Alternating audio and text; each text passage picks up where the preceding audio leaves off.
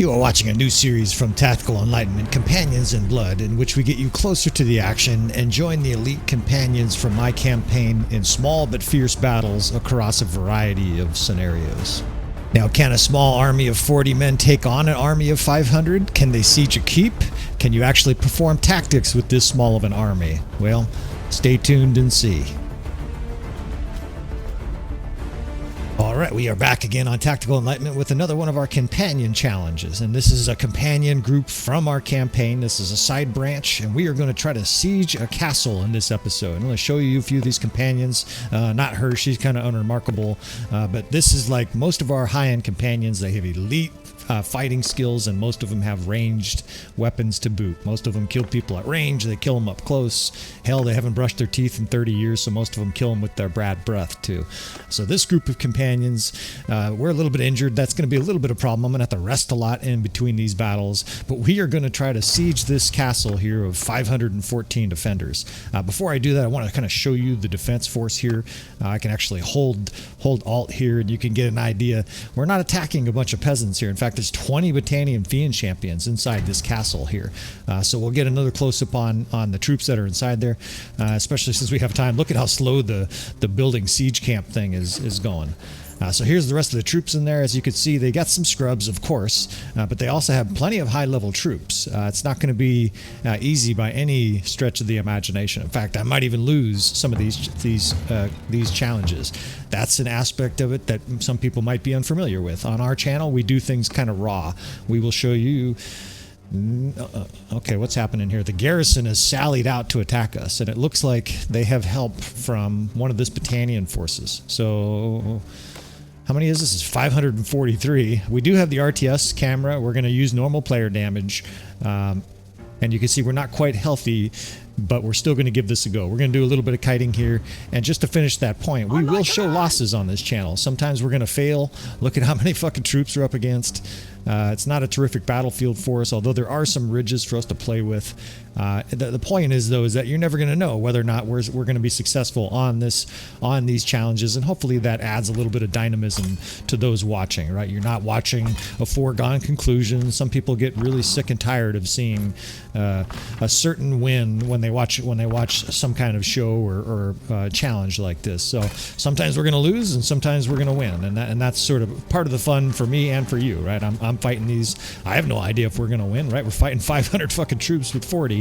But I have some ideas. We're going to do a little bit of kiting. I'm going to use this ridge here to the right. I think we'll be able to use that as a bit of a blind spot and attack them. But the main strategy I'm going to employ often in this series is kiting.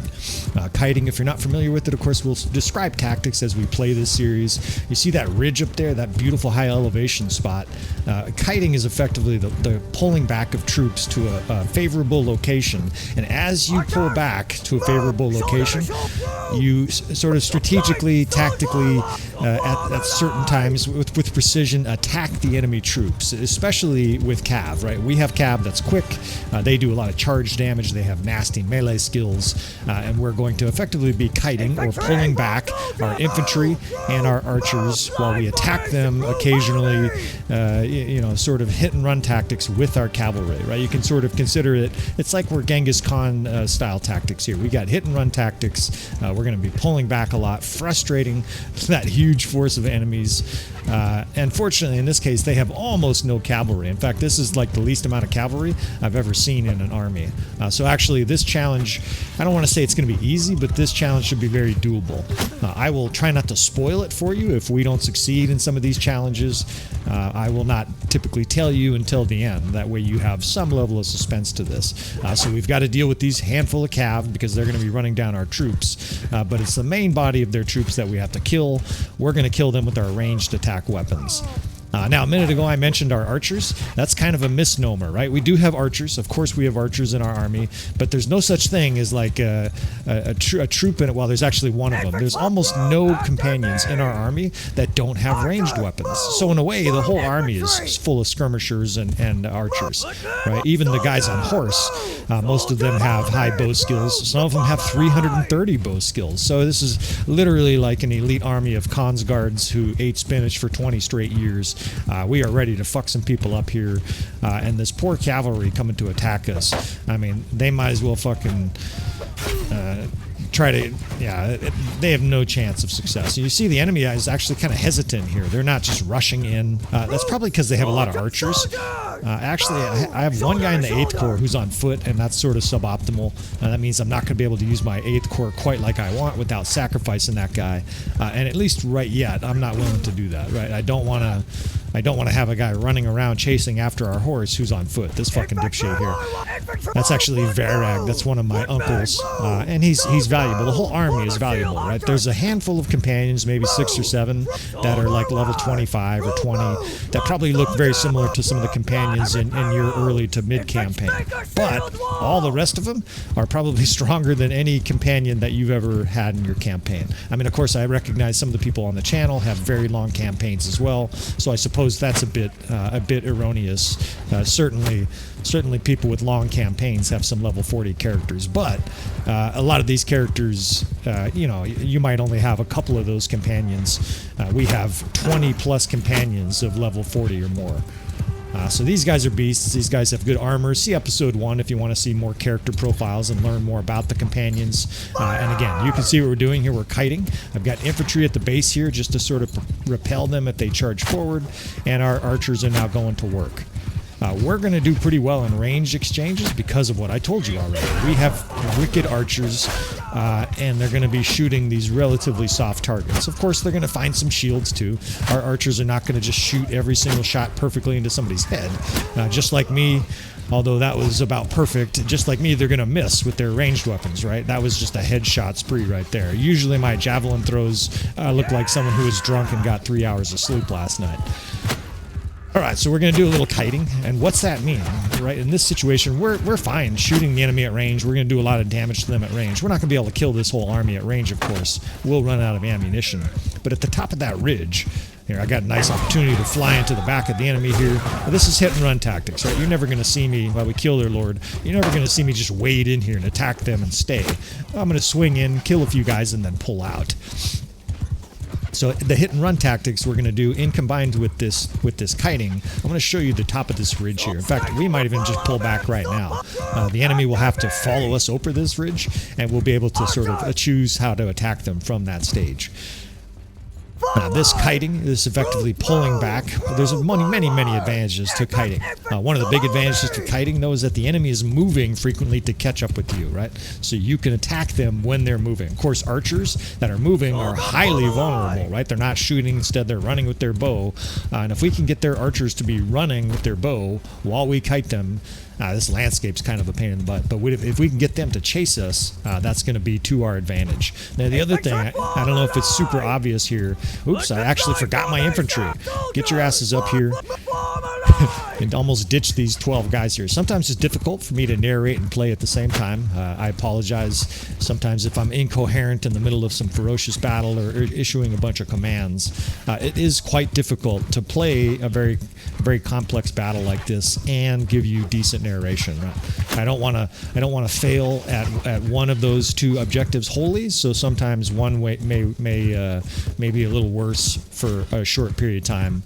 While I either narrate correctly, I'll play badly, or maybe I'll narrate badly and play a little better.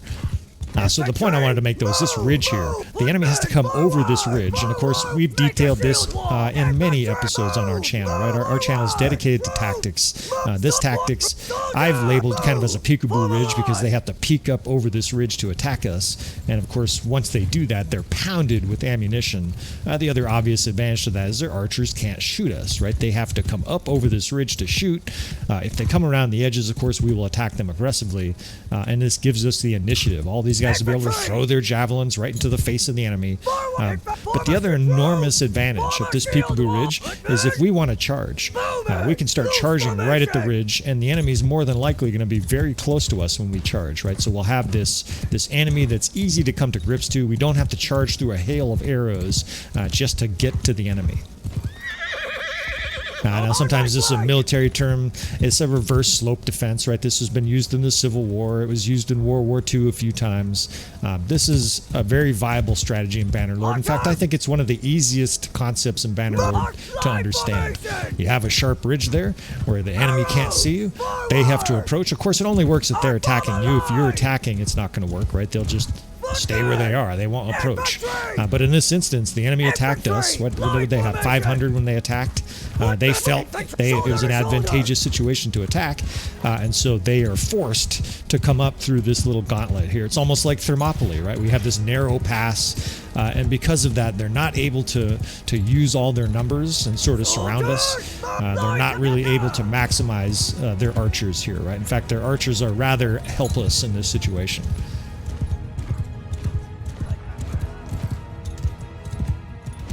All right, so they're being a little hesitant here, right? They're like how you felt when you were 11 or 12 years old, and there was that cute girl in your 6th grade class, and you wanted to ask her out or whatever.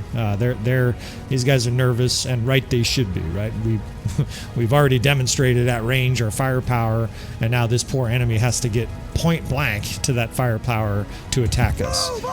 So strategically, right, I'm not going to do any kind of aggressive charge yet. If the enemy comes up in manifestly large numbers, we will charge. However, I'm going to be kiting back with some of these units, and the delicate ones especially. Now, none of our units are wholly delicate.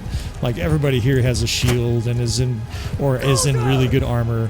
But I do want to protect especially the archers, just because they're very valuable and they can kill at range, right? I have no reason, you can see them back there, the 7 guys, I have no reason for them to get into melee combat while they still have arrows, right? When they can kill without any risk, why risk any damage, right?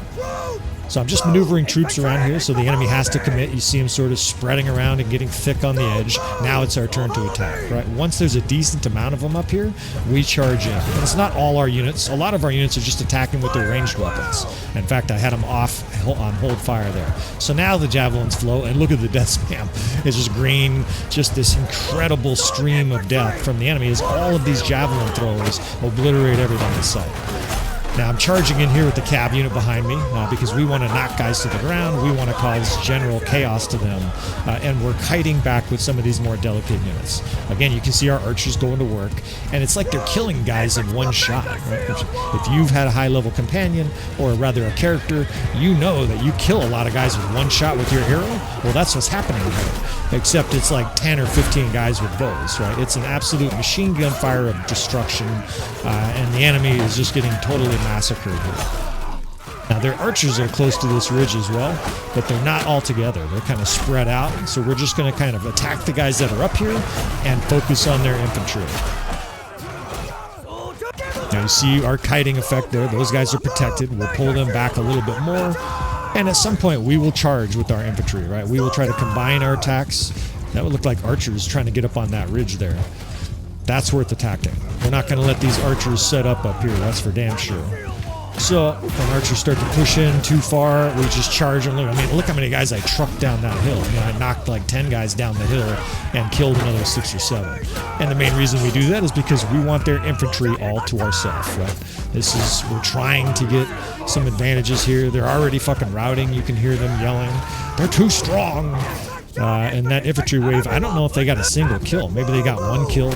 But our guys tore them to pieces. And again, you see their archers? They're not shooting us. They're kind of shooting a few shots here. In fact, they just killed one of our weaker companions as they regrouped. But now it's just archers, or at least mostly just archers, right? Their infantry is destroyed or routing, and the infantry is sort of helpless here. I don't actually need to do a bunch of tactics, but I would, in a perfect world, I would sit here and wait for them, because they still have to attack me. So they would approach us somehow, and then we would attack them with ranged weapons. I don't think I need to do that for this episode. I think we have enough forces that are healthy that we can just fucking steamroll these guys, right? We can just take the 8th Corps, take the 2nd Corps, and put on an all-charge here. Let's see, if they don't do something, we will do that. I'm not going to have a 45-minute episode here. At this stage, I think the battle is fairly elementary. If they do spread their archers out well, they will do some damage, right? They're going to have some Battanian Fiend champs and high-level archers, but I still think coming downhill. Our cavalry is just going to thunder through. It's going to look like something like that scene in the Two Towers where Gandalf and his white horse just smashed apart the orcs. I think this is basically going to be a reenactment of that Bannerlord style. Stand apart! Archer, move! So I'm slowly losing patience here. We're going to start moving archers up. We're going to start moving infantry up as well. They've got some archers here that they're trying to be sneaky. You might as well hide behind a bush there, dude. Maybe you can make it. Oh, you didn't make it. 176 archers. Fuck these guys. You guys are fucking dead, man. We've got our troops here. They're kind of trickling on the edges. I just see no reason to wait any longer. You're sitting there waiting. I'm telling you right now that we're going to be able to charge these guys. I think it's just time to end the misery of these sort of pathetic, scared archers here. Let's bring up infantry and shield wall. Of course, that shield walls will protect them a little bit from arrows, and let's just roar down this fucking hill here. Of course, we're knocking guys on their ass. You see them fucking getting blasted by a horse. I know the 8th Corps is behind me, trucking guys right. They're going to be right behind. Their archers are spreading out here, but I don't think that's going to matter at all. I just think they're going to be, their bodies will be separated further when they're actually killed by this spreading out, right? It's like it's making it easier to build a larger graveyard right here. I mean, they're not even barely getting shots off. They're getting trucked. Our archers are now on the ridge. They'll be shooting down here. Our infantry's pouring downhill. I don't see any deaths of our companions yet. And the archer wave, I mean, I'm killing half of them myself, which brings up a quick point. I think it's still on the channel. I have an episode where I take on an army of like 120 with one of the original characters in my campaign, and he kills everybody, right? It is possible to actually kill a small army on your own once your skills are high enough, once you have some elite equipment and a high-level character. And so imagine having 40 high-level companions on top of that, right? We might be able to really conquer some huge forces with this group of 40 guys. Now, this was already impressive. I was a little bit nervous that we might have a problem in this battle, but 500 guys just wilted away here. Okay, do a little javelin practice here. We're going to rain down some shots at a huge distance. But that was a fucking massacre. Yeah, a little bit of tactics. Right now, I've thought about this series beforehand. You cannot do incredibly dynamic tactics with 40 guys. That's just the nature of it. In fact, I'm not even running all 8 groups. Anybody who's a fan of the channel, who frequents our videos, knows that you can do very dynamic tactics if you use all 8 groups, if you do a lot of flanking, if you do a lot of distractionary squares and all the other tactics you can do. The kill box. You can't really do a kill box with 40 guys because you don't have enough even units to really surround the enemy, right? And you can't also surround 550 guys with 40. It would look silly. So the tactical side of this might be somewhat limited, but we are going to be able to find some interesting maps where maybe there's a bridge in a town or something like that we can defend. And it's going to be pretty interesting, I think, to see what happens here with this group. So I'm actually going to leave this castle now. It no longer even represents an interesting target for us with 201 defenders. We're going to look for something a little bit more challenging. For all I know, we're going to have a difficult time in siege. Of course, anti-siege weapons are going to do a lot of damage to our characters, but I think if we move fast, we've got at least a shot.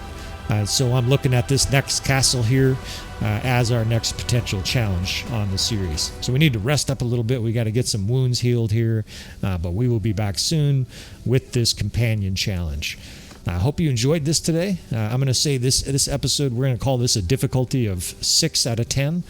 I don't think it was incredibly difficult, but certainly 500 guys was a pretty significant challenge already for our group of companions. So I'll see you guys around. I appreciate all the subscribers.